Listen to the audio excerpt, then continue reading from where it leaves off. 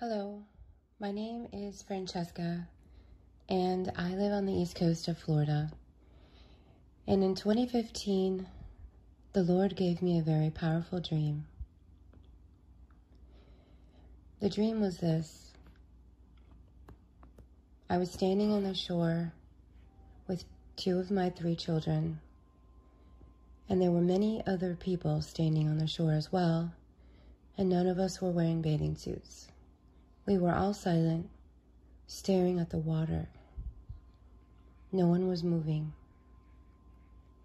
All of a sudden, a wall of water came towards us that was taller than anything I had ever seen, and it was so tall that I could not see over it. I couldn't see the top of it.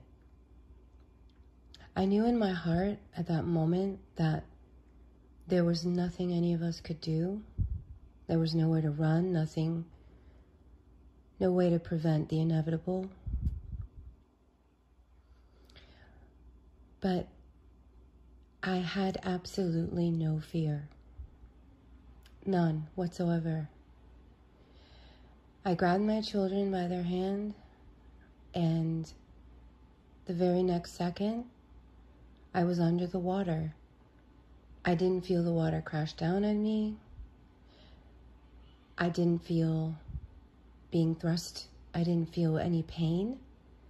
I literally was under the water, and it was the most glorious and joyous feeling I'd ever felt before.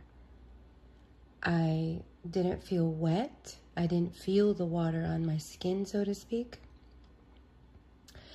I purposefully made note of the fact that I could breathe perfectly, as if I were breathing air. I knew that I was underwater. I could see the water. I could see people's hair flowing in the water. Yet there was no pain. There was nothing but pure joy, unspeakable joy, like a glorious feeling of not being connected to the physical body. I don't know how else to say it. This event, and then I woke up. Now, one thing I forgot to say is there was a couple in the midst of the crowd that I did know, and I'm not going to name them, but they were close friends of mine, and they're both in full-time ministry, and they have their own church, and they're pastors of that church. And those were the only 2 people that I recognized outside of my own 2 children.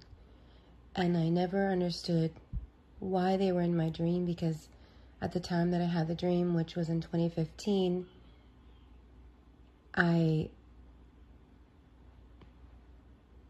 didn't really have much to do with them. In other words, we were in good standing, but I really rarely or infrequently saw them or spoke to them, and so they certainly weren't on my mind, so to speak. So I always wondered why they were in my dream. Well, let's fast forward a little bit. 2020, I was listening to a testimony by Ernesto, and I listened to the whole testimony from beginning to end. And it touched my heart so deeply, and I knew that I wanted to have God speak to me as clearly and as often as he was speaking to this person in the video. So I felt an urgency to contact him, and I've never contacted anyone ever on YouTube or otherwise. I'm actually a very shy person. But I went ahead and followed my heart, and I contacted him via email. And all I did was introduce myself, for some reason include my dream, and ask him to pray for me, that God would speak to me like he speaks to him. And then I got a response email saying that the Lord spoke to him and told him to give me his contact information, and that he had an interpretation of my dream, which I didn't even ask for. But as soon as I saw that, I was so excited. because there were so many questions about this dream that I had that I didn't understand. For example, the dream happened in the daytime, yet I know what's coming to cause the tsunami will not be in the day, but in the night. I didn't understand the glorious feeling and not feeling wet and being able to breathe underwater. Did that mean I was supernaturally able to sustain being underwater? Or perhaps, this was us dying, but it was a painless way to die. I never felt like I was going to die, but be supernaturally protected from the tsunami as well. And then why was this couple in my dream? I didn't understand those things. Those were my questions. So I contacted Ernesto. We spoke on the phone for several minutes. He explained to me about the Davids, and he also explained to me about my dream. And he explained that those individuals that are going to die because of the tsunami, and probably, I'm assuming, other types of calamities that are going to happen, that they're not going to suffer, that God will take them before whatever event happens to them. And so it gave me great peace. He then also proceeded to tell me about specific dates, one of which was the upcoming judgment of the rock that's going to hit in the ocean, and the 3 days of darkness, and that's going to follow thereafter. And so, although it all witnessed with me, it was so huge and so overwhelming that I began, with the guidance of Ernesto, to go on a fast and pray and just seek the Lord. And as I did, I specifically asked God to confirm these things to me, to confirm the date of the judgment specifically, but also just to confirm in general all the things that Ernesto had shared with me in that conversation. And so I began my fast and I began praying. And honestly, I wasn't even concentrating on the dream anymore. At this point, I'm just concentrating on the judgment day. And the Lord brought the dream back to my remembrance, a specific detail that he wanted me to focus on. And he brought back these two individuals that are pastors.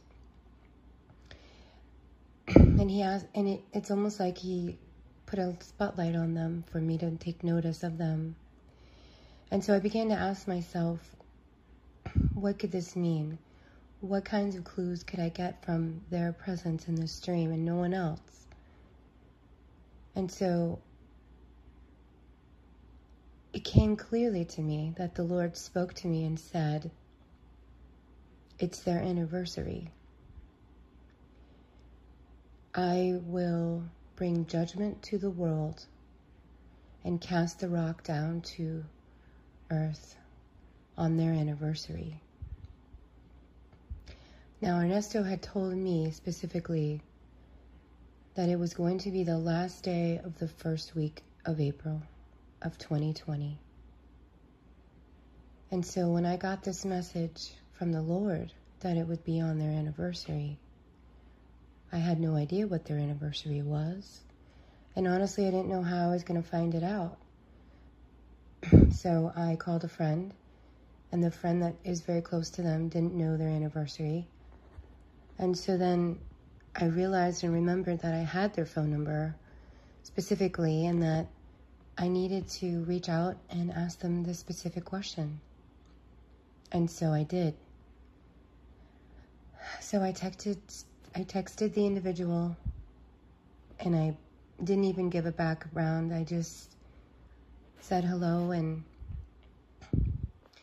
asked the specific question of, oddly enough, out of left field, could you please tell me your wedding anniversary?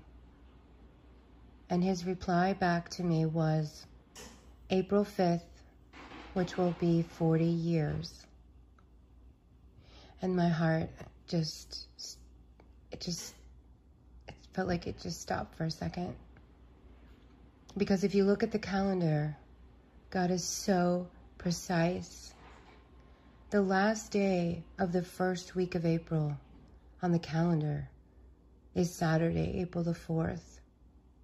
But because the judgment is coming at 2 a.m. and will reach different places of the world at different times, the tsunami, I mean, it's technically April 5th. So it's remarkable how he is so calculated, so precise, and how he honors us when we ask. And I love his word that says, you have not because you ask not. So when you ask anything in his name, he will give it to you. And he has given me the answers, and I know many more are coming. But I wanted to bless you with this testimony.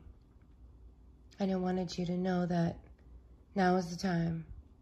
Now is the time to be on fire for Jesus Christ and to be open to listening and to pursuing him with everything you've got. To be obedient at all costs and to be fervently in prayer and in fasting. I love you all, and I thank you for listening to this testimony. I pray that it has really blessed you. And I know that I'm